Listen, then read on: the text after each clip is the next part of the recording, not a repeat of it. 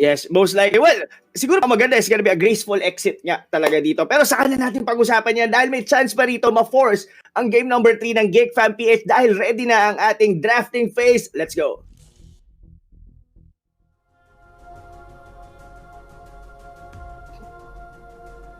Right now, GEEK FAM PH versus BSB Uranus. Ang binan dito ng GEEK FAM PH. BSB will ban out the Claude. These are very meta bans for both teams na lang. And yeah, right now, Selena ba ulit yung pinaka-rating, sabihin natin yung pinaka-contested hero talaga dito sa series na to? I think it might be it. Kasi somehow din na nagulat din ako, pati even Natalia, medyo nakalusot doon sa drafting kanina. And somehow yung vision ng BSB is superb. Tapos yung Kimi, alam mo yun, tuloy-tuloy lang yung naging farm ni Jaraxlo without even worrying na pwede siyang mabackstab anytime, any day dahil nga sa vision na pinrovide sa kanyang Selena and as well with the Natalia. Somehow, Selena will be the first pick naman dito ng GEEK FAM PH. Alam natin, isa rin to sa mga team na magaling mag-capitalize sa ganitong hero. Yasumiao, would you think, ito na ba ang comeback potential ng GEEK FAM?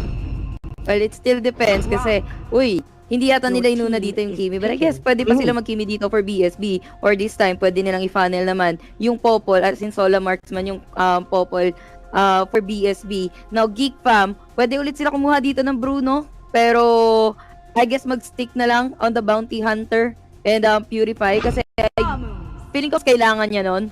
If ever, na mag-Bruno again dito yung GEEK FAM. And mind you, I think Bruno yata yung nasabi ko na support kanina. So, my bad guys. I'm just a human. So, nagkakamali din.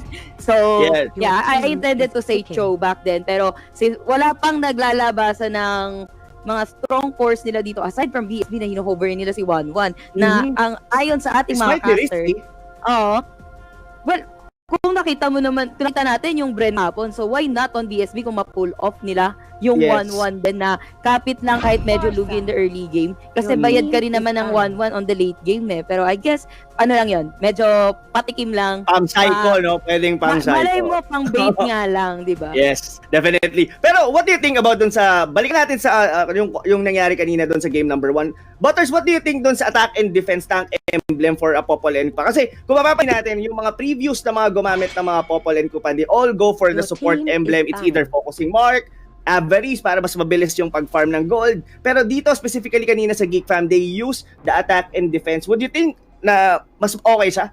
Or mas okay pa din gumamit ng support emblem? It depends on what you need. Kapag gusto mo lumaban yung Popol and Kupa agad, you go for attack and defense. Kapag gusto mo nag-farm ng konti at iwan yung Popol and Kupa doon sa may gilid-gilid, then you just go for avarice. And I mean, hindi naman nagkakaroon kasi talaga ng downtime yung avarice. Just go to a lane na may hero, ipachepe mo kay Kupa, tapos yun na yung pinaka-ideal setup nun.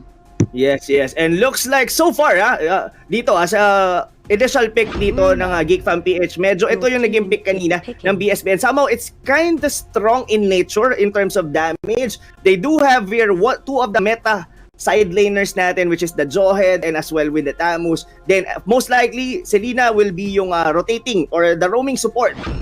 Yasu, I would like to hear your thought about the GEEK FAM dito. Ito yung gusto ko makita if they're capable na makapag-force ng game number 3, and what's your prediction as well? Ako, I'm liking yung lineup dito ng GEEK FAM except na wala talaga silang solid tank kasi they have Harit and Esmeralda. Both of them kailangan ng blue buff, but I guess pwedeng magbigay dito ng blue buff talaga. And panel nila, itong si Harit, Esmeralda, kaya-kaya niya naman mag-impure rage, hindi niya kailangan ng blue buff, kapaka-impure rage, and then side lanes for Esmeralda. But for BSB, kinuha nila dito yung Bruno, which is, sabi ko sa inyo, kinda risky kasi hindi siya yung pinaka mabilis gumalaw or hindi siya yung pinaka mataas na mobility. But I guess I'll go for GEEK FAM this time. Even though wala silang tank, but the damage is there. Kapag yung Bruno nabully ng isang Harit, I guess that's gonna be it's gonna be their game for GEEK FAM for now. Alright, so GEEK FAM for Yasumiao. Ano naman kaya ang tingin dito ni Butters? Kanina mo pinag-iisipan yung magiging prediction mo para sa game, no? Alam mo, may mga oras talaga na gusto mong mag-underdog eh. Pero kasi, Oo. wala eh. Mas superior talaga yung ginawang draft ng BSB. Mhm. Even I with the would, double marksman, this is a double marksman, Bruno and the Popol. Alam mo, it just adjusts kung ano yung kailangan talaga gawin dito ng BSB. And I don't think that they would go with a double marksman setup just because, trip lang nila. There is meaning behind this and they want the map control. So that's why you just go for it and gawin mo na lang kung ano gusto mong gawin. Exactly. Well said dito sa ating panelist there. Split yung kanilang naging desisyon dito. Yun din kaya ang iniisip ng ating mga shoutcaster, Manjin Bull. Let's go! Dog, sabi mo kampi ka sa Geek Fam, nakita mo yung comp, Dog? Oh, men! Geek Ano Fam to? pa rin. Geek Fam Alam mo, pa rin. wala, nothing to win, nothing to lose. Nothing to lose. Manalo, matalo. Wala na. Talo na talaga eh. Wala na, no choice eh. Maganda yung pinupunto niya. So akala ko din, solid na yung comp nung Geek Fam. Pero ang problema nito, yun nga, yung pagka-starve sa purple buff ng Esmeralda. Tas na, Esmeralda. sino magiging, syempre matic yun, Esmeralda yung magiging side lane. Ang problema kasi kapag side lane Esmeralda yan, tol, madali focus. Ang ganda nung clutch ng Angela. Yeah. Tama. Angela Bruno.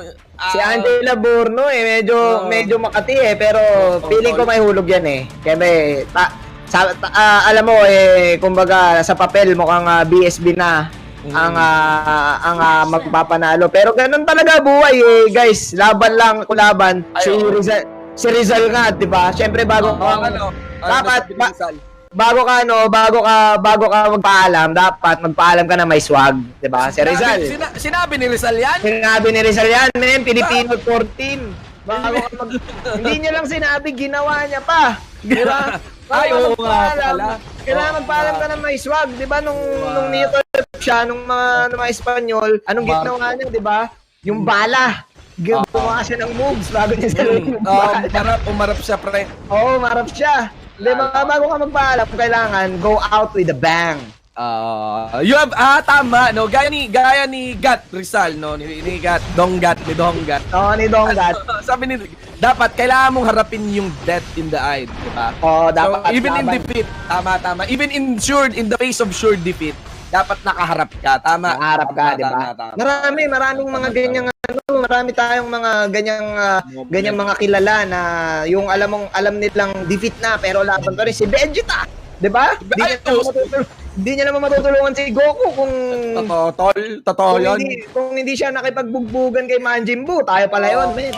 Best character arc yun, si best dad. Best dad. Yun, si Vegeta. Diba? Sa totoo lang, supol talagang character dun si Goku eh. Si Vegeta talaga, kung meron ay dapat iiduluhin sa Si Vegeta. Dragon Balls. Una si Cow Tech, ikalawa si Vegeta. Si Vegeta talaga, guys, promise. Best dad. Happy Father's Day sa lahat ng mga tatay na malapit na. Pati kay Bennett Pilik. Ay, sa mga pangalan niya. Oo, ayan. By the way, pre, makapagbasag na dito ang BSB, no? Guys, sa tingin ko, Yes. chillax lang tayo ngayon dito kasi... ano pala yung pop nila, if Geek Fan PH cannot be aggressive, and they won't be, because kailangan kontrolado yung laban nila in the form of this Sarit, is that, ang gagawin ng BSB, they can just take objectives. Again, with this Bruno and Angela, they can be aggressive just like that, and when Geek Fan be aggressive like that, pwede silang sagutin ni Wilson doon. Nakita mo yung ultimate ng Parsa ngayon. Eto na ang tol. Pero nakakuha naman ng bata doon, yung Damunyo, yung tabs natin, na iwan daw si May dito, ang palitan ay naging 1-for-1. Medyo maganda pa rin ang hulog dito para sa side ng Geek Fan PH, but the problem here, hindi nila nabasag yung bottom lane at yung BSB pa yung nakapagbasag dito. Nabasag ata ni Trevor yung top lane dito. Plus, nako, gugutumin niya na naman si Kyle Kisi, kukuhaan niya na to. Oo, tol. Pinadala niya yung Astro Box niya. Tingnan natin ako paano. Nakuha yung purple. Pre, Jerax pa. Nakuha yung Arbok ni Jerax, no? Ito talaga si Jerax, no? This is just like game number 1. Team BSB starving, Geek Fan PH. And right now, Geek Fan PH trying their best to defend this mid-tier tower. Kailangan na defensan to pag nabasag to, feeling ko close to over eh. Isipin mo tol, ang topic nga natin is kanino mapupunta yung blue buff diba? Siyempre kay Harit na yun, Esmeralda. Paano kung na-deny pa yung blue buff? Ngayon tingnan natin, ang ganda ng pasok ni Curlsy. Ako nang bahala. Check nyo na yan mga kaibigan, kaso hindi siya na-backupan at muntik pang maambahan. Mga member dito ng Geek Fam na sumubok lumapit dun sa turtle. Still, para kay Curlsy. medyo okay pa din kasi kung iisipin mo basag ni May yung bottom lane. So I think Geek Fam is on a good side ngayon. Medyo maganda yung sign nila. The problem, yung game number 1, sila yung nag-Bruno lineup na naka-veterans hunter na nakakapag-farm. Ay, na hindi nakakapag-farm. Ngayon, si Jeraxno, nakakapag-farm na ayos, tas hindi siya nape-pressure mag-jungle kasi naka-ano lang siya, naka-bounty lang siya. So, ibig sabihin, Yes. mas hahanapin niyang gumera, mas hahanapin niyang sumama sa mga kasama niya. He wants to be involved on those kind of with that emblem, no? Signal na yan eh. Actually, may pagka-telegraph nga ang bounty emblem. When we say telegraph, parang madali ma-predict eh, na ito yung plano niyan eh, lalo pa naka-bounty emblem. Pero napapasin ko lang, tol, kanina pa na measure, no? Ito talagang natin, PNK, no? Kanina Is able to shoo away any enemy just using Q alone. Yeah. Trevor also with the Avarice, medyo okay to, no? Kasi isa sa mga kits ng support emblem, pare, meron niyang hybrid region eh. So medyo okay to, medyo another build na nakita nating bago. Usually nakikita natin tank build, 'di ba? Tapos full set together. Pero as I say this, Shinbu nagkaroon ng gera dito sa bandang jungle. Namatay si Angela, hindi nakita. Jayo, Ginartner. Nangert. Secondly, si Kurtzy, pumasok yung mga pasok ni Kurtzy dito, pre. Questionable with an exclamation point. Tingnan natin yung tol. Ay! Naku mo, binulahan yung bata. Alam mo yung napadaan lang sa basketball court. Oo nga eh, questionable na, may exclamation point. Di ba dapat question mark? Grabe, ganun ka gulo yung nangyari para sa side ng Geek Fam. Hindi, sa Japan, ayun yung tinatawag na nani na moment. Nani, oo. Nani ka diha. Nani ka diha. Nani ka diha. Nani ka diha. Japanese at saka at saka Bisaya. Shoutout sa mga tropa natin dyan sa Visayan region, 'di ba? I think general community quarantine na sila, pare. So medyo stay safe pa rin sa inyong lahat. Binabati ko ang Cebu Esports United. Ayan. Ayun. At saka ang mafia, binabati ko, ang manlalarong Pilipino abroad. Ayan. Sana safe kayo sa mga kanya-kanyang bahay nyo dyan sa abroad kasi wala may pandemic talaga eh. Kapit lang tayo mga bongling. So ngayon, eto na, as expected again, the BSB taking full control of this game. They did lose one turret, but that is in exchange of 2 against Geek Fam. Nag-aalala lang talaga ako sa mga pasok ni Kurtzy doon. Yung turtle kanina, okay yun eh. Pero yung blue buff, parang hindi rin siya nagpa-follow upan eh. Yeah, I think kailangan na rin din niya talagang gawin eh. It's do or die eh, Kuya Shinbu. Kaysa naman walang maganap, di ba? At least nakapagbasag sila sa may nabanda dito sa batang gitna pero mabubuhay pa si S-Man, the 6-man, Synchro Vision coming in from sword, S-Man, tapos yung Anjan tapos yung Chicho Dog nakamaxify at mega kill para kay Jeraxno. Wala, tol, classes. Class S. Eto mo yung Chicho Dog, tol. Class S. Class S yung Chicho Dog. Hindi na pumayag mag-low risk. Tol, hindi kids lang. Talagang na. Kids lang, oo. Hindi, at saka, just breaking down that fight, no? Kidding aside, guys. It does feel parang okay i-dive yung drop. Pero, considering that you are the team from behind, that's a risk na talagang ang ikunin. Kasi, tol, may Farsa sa likod eh. Tapos, drop tayo, tapos may Angela eh. So, ito ba yung mga elements? Ito ba yung mga bagay-bagay na hindi na-account ngayon ng Geek Fam, no? Oo. Mahirap tol eh. Parang na rin kasi to, parang Shinbu, yung momentum din on their heads eh. Medyo pwede, hindi kasi natin nakikita yung Geek Fam ngayon, 'di ba? Yung body language nila, kung kumusta ba sila, kung ilalaban ba nila to ng may swag o talagang na-apektuhan na sila. Syempre, maraming pumapasok sa utak nitong team na to. Isama mo pa yung stress nitong laban na to. So let's see kung kaya ba nilang makabawi dahil again, this is another pick-off for the side of BSB at mukhang tuloy-tuloy na to, parang Jinbu. Alam mo, ito yung hustle sa muscle din. Pag nakatapa ka ng traps ni PK, di ba? Talagang tagal din ng crowd control na yun. At doon, kahit ganong klaseng mali na pipick up sa kanila, even Trevor, Q pa mismo, ay si Popol mismo, pwedeng lumapit. Si Q pa nagbantay na lang, balik sa amo niya. Habang si Kurtzy naman, mayroong trabahong ginagawa doon sa top lane side. Parang idadaan na lang to ng Geek Fam sa classic split na galawan, pero yung damage output ng BSB dito is undoubtedly stronger. Paring Shinbu, masakit na si Bruno dito, the fireballs, the great balls of fire. Nabot naman naka-super kill pero eto na pre, Metamorphosis, tol! At dito na si Papal! Metamorphosis! Max Bite! Max Bite! Marami na uli. Di na kinaya. Di na kinaya ang tatlo, pre. At least, eto na ang GEEK Fam ngayon was able to get a considerable lead for that little skirmish. Pero tingnan natin kung may minions sila. They will be focusing under the turret. Kahit ito si S-Man, the 6-man, won't be able to do anything and may fall victim. Pero yung arrow dito ni CKTD, pre, chamba. Oo, pag hindi tumama, chamba. Chamba, hindi. Pag hindi tumama, chamba. Bilang tol eh. Oo, class S eh. Ilang beses lang tumatama yung arrow niya, bilang na bilang lang sa kamay, parang ayuda lang namin, tol. Yun lang, yan.